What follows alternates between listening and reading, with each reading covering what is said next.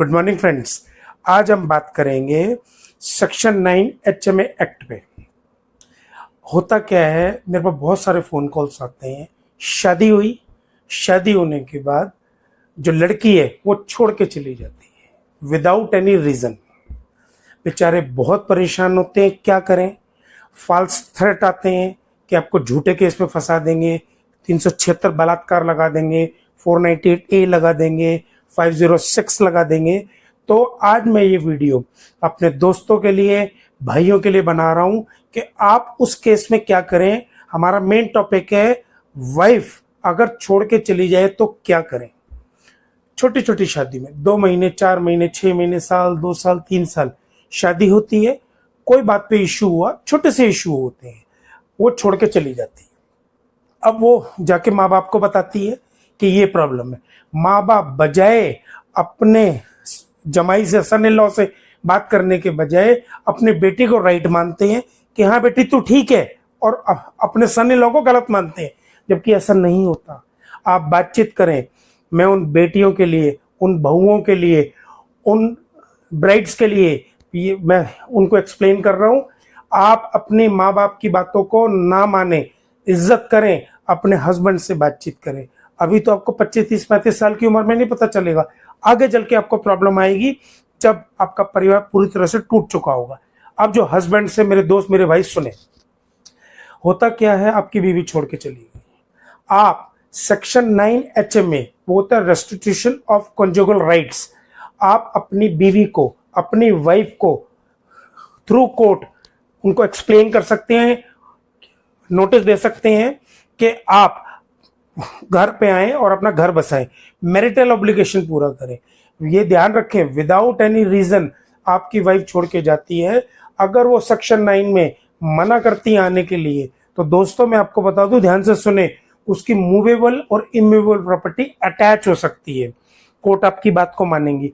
वो बेचारे one sided घबरा जाते हैं कि हमारे बेल हो जाए, हम जेल चले जाएंगे, ये हो जाएगा, वो हो जाएगा।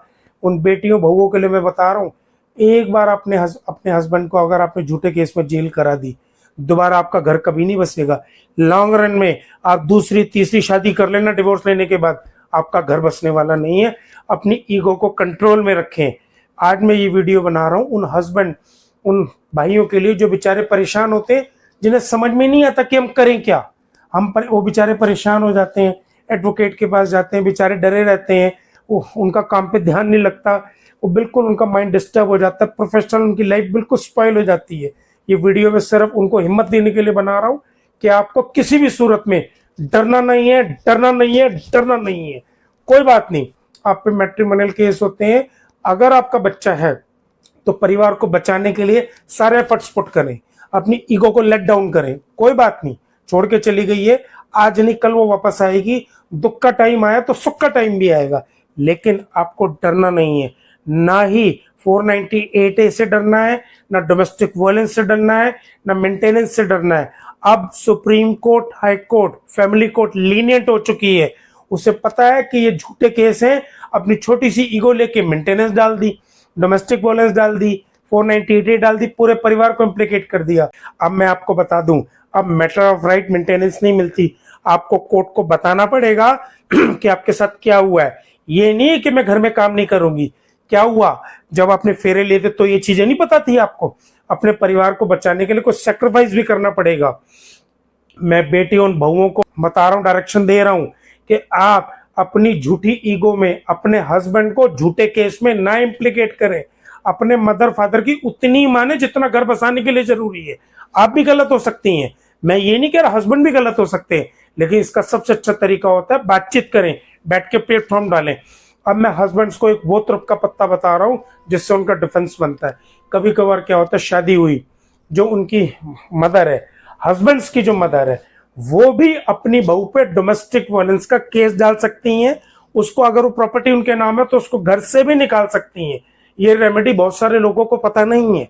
डोमेस्टिक वायलेंस में हम वो सोचते हैं कि बहू या बहू ही अपने हस्बैंड, अपने इन लॉज के अगेंस्ट डाल सकती है, मदर इन लॉ अपनी डॉटर इन लॉ के अगेंस्ट डाल सकती है। आप डिवोर्स के लिए जाएं, बैठ के बातचीत करें, लेकिन अननेसेसरी झूठे केस में ना फंसाएं। ये मेरा वीडियो है सेक्शन 9 पे, HMA restitution of conjugal rights, पूरा ही वह चीजें बता रहा हूं। सुप्रीम कोर्ट की जजमेंट में भी कहा जा चुका है कि अननेसेसरी 498 में FIR नहीं होगी, अगर हो चुकी है तो खत्म हो जाएगी। एक बैठ के बातचीत का रास्ता बनाए। ये बेटियों बहुओं को मैं वार्निंग दे रहा हूं, इंस्ट्रक्शन दे रहा हूं, उन्हें एडवाइस कर रहा हूं, झूठे केस में अपने पति को ना फंसाएं।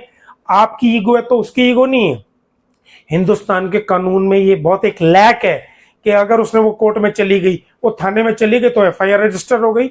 बेचारा परेशान हो जाता है, ढूंढता है, वकीलों के पास जाता है। कोई नहीं, कोई प्रॉब्लम आए आप अपने अच्छे एडवोकेट से सलाह ले।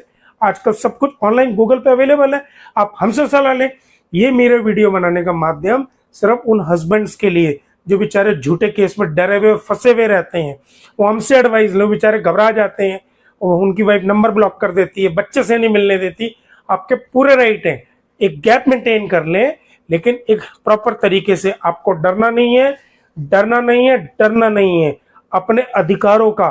अगर बेटियों के पास, औरतों के पास अधिकार है तो कोर्ट ने बहुत सारे अपनी सुप्रीम कोर्ट की जजमेंट्स में ये बोला हुआ है कि मेल्स के पास भी, हस्बैंड के पास भी पूरे राइट हैं अपनी फैमिली को बचाने के लिए।